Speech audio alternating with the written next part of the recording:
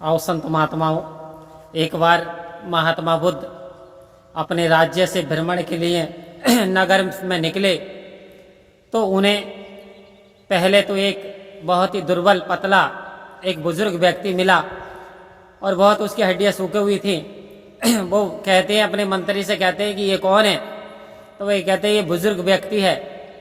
बोले बुजुर्ग ऐसे होते हैं? जी हाँ। बोले जवानी में इंसान और होता, बुजुर्गी में इसी तरीके से हो जाता। बोले सभी व्यक्तियों का ऐसा ही हाल होता है? तो वो कहते हैं हाँ जी, इस सभी व्यक्तियों के साथ ऐसा ही होता है। फिर आप और आगे बढ़ जाते हैं तो रास्ते में एक मैयत मिली, और जब मैयत मिली तो वहां पे बहुत सारे व्यक्ति थे। अब वो मंत्री से पूछते हैं ये कौन है? बोले ये जो बुजुर्ग हुआ था, अब ऐसे ही कोई बुजुर्ग व्यक्ति मर गया। तो फिर बोले वो क्या होता? बोले फिर राम नाम यानी शरीर का सत्य हो गया। अब वो शरीर मिट गया। बोले शरीर मिट गया? पहले बचपन में था, फिर जवानी आई, फिर बुढ़ापा, फिर उसके बाद मर गया। बोले यही जीवन की सच्चाई है? तो वो मंत्री कहता जी हाँ, यही जीवन की सच्चाई है।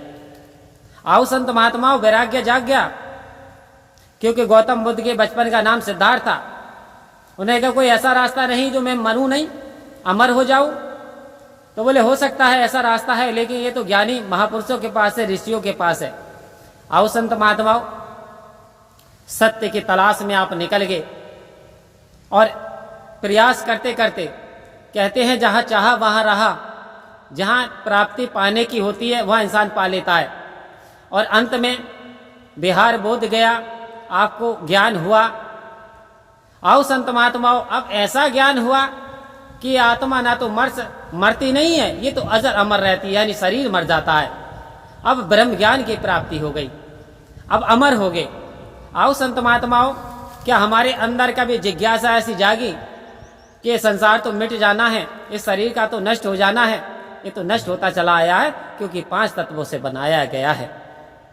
आओ संत महात्माओं, इसमें छठा तत्व ये आत्मा, ये निरंकार का रूप, ये परमात्मा रूपी आत्मा चला रही है, लेकिन इसे हमें जानने की जरूरत है।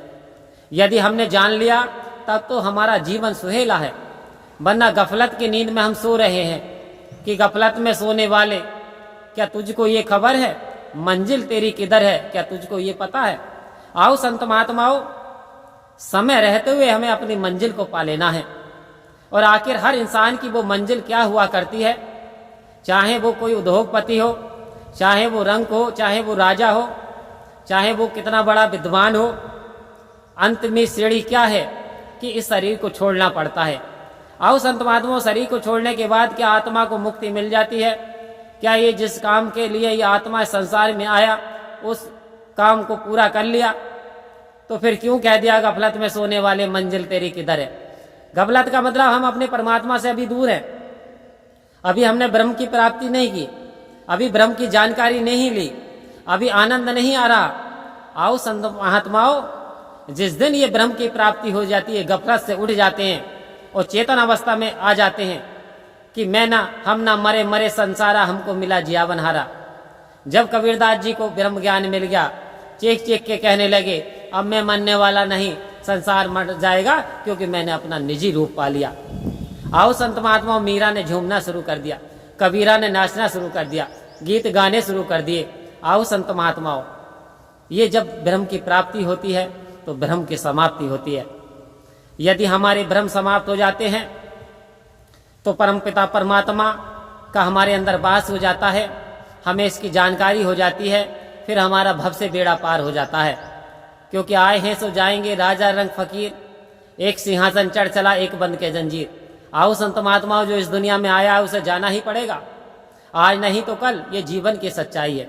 एक जीवन की सच्चाई जानने हर इंसान को जाना है, तो समय रहते हुए इस निरंकार की प्राप्ति कर लें तो वास्तव में आत्मा का कल्याण हो जाएगा और हमारा जीवन सफल हो जाएगा। परम प्यार से सभी मिलकर के संत महात्माओं, प्यार से रहिए, प्यार से कहिए, धन्यवाद जी।